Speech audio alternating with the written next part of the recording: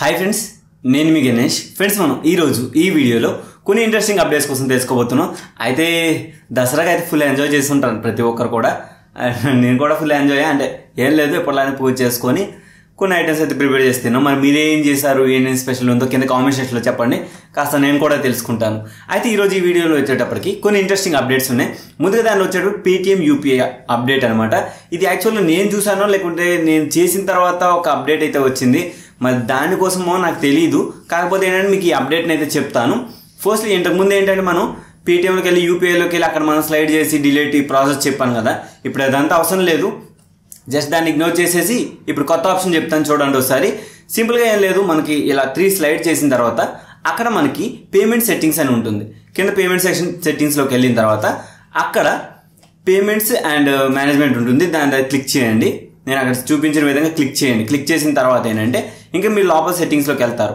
అలా వెళ్ళిన తర్వాత అక్కడ మీకు కార్డ్స్ కనిపిస్తాయి. మీకు ఆ కార్డ్స్తో అయితే పని ఏమి అవసరం లేదు. ఇంకా స్క్రోల్ డౌన్ చేయండి, అంటే పూర్తిగా కిందికి వెళ్ళండి. కిందికి వెళ్ళిన తర్వాత అక్కడ చూసుకున్న మీకు UPI settings, received from, sending from, మీకు ఏది కావాలంటే దాన్ని జస్ట్ క్లిక్ చేసుకొని డిఫాల్ట్గా పెట్టుకోవచ్చు. సెండింగ్కి పెట్టుకోవచ్చు, రిసీవింగ్కి పెట్టుకోవచ్చు. కానీ ఈ అప్డేట్ దానిలో ఎందుకు పెట్టలేదో నాకు అర్థం కాలేదు. దానిలో డీరిజిస్టర్ ఇవన్నీ పెట్టారు, కానీ ఈ అప్డేట్ని అయితే అందులో పెట్టలేదు. మరి ఈ విధంగా మన పేమెంట్స్ సెక్షన్లో అయితే పెట్టడం జరిగింది.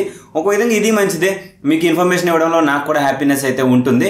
కావున ఇది ఫస్ట్ అప్డేట్ అనమాట. ఇకపోతే సెకండ్ అప్డేట్ వచ్చేటప్పటికి ఏంటంటే మై ఎయిర్టెల్ యాప్ నుంచి అనమాట 7/70 ఆఫర్ను అయితే లాంచ్ చేసింది. అయితే ఈ ఆఫర్ అయితే చాలా బాగుంది అని చెప్పాలి. ఇది 17th అక్టోబర్ నుంచి 25th అక్టోబర్ వరకు అయితే ఉంది. మినిమం అమౌంట్ వచ్చేటప్పటికి మనం 5,000 ట్రాన్సాక్షన్ చేయాలి. 5,000 ట్రాన్సాక్షన్ చేస్తే ఒకే యూజర్స్ కా అంటే అలా ఏం లేదు. ప్రీవియస్ గా ఒకే యూజర్స్ కి మనం 7 times ట్రాన్స్ఫర్ చేసుకోవచ్చు. అంటే 10 times చేసినా 100 రూపీస్ వచ్చింది.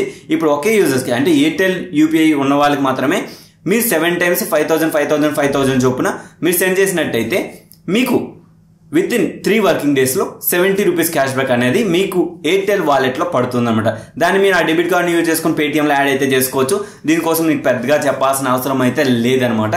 ఇకపోతే నెక్స్ట్ వచ్చేటప్పటికి ఏంటంటే మై ఎయిర్టెల్ యాప్ నుంచే ఫ్లాట్ 20 రూపీస్ డిస్కౌంట్ అయితే వీళ్ళు లాంచ్ చేశారు. ఇది ఏంటంటే ఇది నాకైతే కనిపిస్తుంది, మరి మీకు కనిపిస్తుందా లేదా అని చెప్పండి ఒకసారి.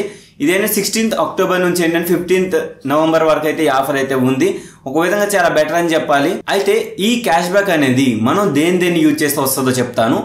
అయితే మీకు ఫస్ట్లీ మీరు Airtel wallet or my Airtel bank ఈ రెండింటిని యూజ్ చేసుకొని మాత్రమే చేయాలి. లేదు మీరు వేరే డెబిట్ కార్డ్ ద్వారా పేమెంట్ మెథడ్ చేస్తామంటే రాదు క్యాష్ బ్యాక్. మీరు Airtel wallet or Airtel bank అంటే రెండు ఒకటే. అప్పుడు సేవింగ్స్ అకౌంట్ వస్తుంది. లేదు ఆన్లైన్ కార్డు ఉన్న వాళ్ళు ఆన్లైన్ కార్డులో మనీ యాడ్ చేసుకొని దాని ద్వారా 50 రూపాయలు రీఛార్జ్ చేయండి. మీకు విత్ ఇన్ 3 వర్కింగ్ డేస్లో 20 రూపాయలు క్యాష్ బ్యాక్ అయితే వస్తుంది. ఇది అందరికీ వస్తుంది. ఒకవేళ మీరు కొత్త వాళ్ళు అయితే మాత్రం మీకు ఏంటంటే 50 రూపాయలు క్యాష్ బ్యాక్ వస్తుంది. పెద్ద ప్రాబ్లం అయితే లేదు, ప్రతి ఒక్కరు అయితే యూజ్ అయితే చేసుకోవచ్చు. ఒక విధంగా ఎయిర్టెల్ కూడా చాలా మంచిదే ఆఫర్ అయితే తీసుకొచ్చిందని నా ఒపీనియన్.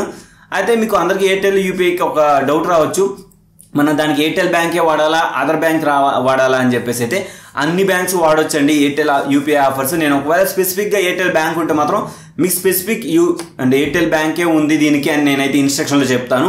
నేను ఏదైనా ఇన్స్ట్రక్షన్లో చెప్పలేదంటే దానికి ఆ మెన్షన్ లేదు అని అర్థం. ఒకవేళ ఏదైనా కరప్షన్ ఉంటే నేను నెక్స్ట్ వీడియోలో కానీ లేకుంటే కమ్యూనిటీలో కానీ నేను పోస్ట్ అయితే చేసి మీ అందరికీ అయితే ఇన్ఫర్మేషన్ ఇస్తాను. అండ్ ఓవరాల్గా ఇది గైస్ ఈ వీడియోలో మీరు చెప్పాలనుకోండి. అండ్ ఈ వీడియోలో అయితే ఈ వీడియో మీద నచ్చండి, ఒక లైక్ చేయండి, షేర్ చేయండి. And thank you for watching. And జై హింద్ ఫ్రెండ్స్, మనం మళ్ళీ కలుస్తాం.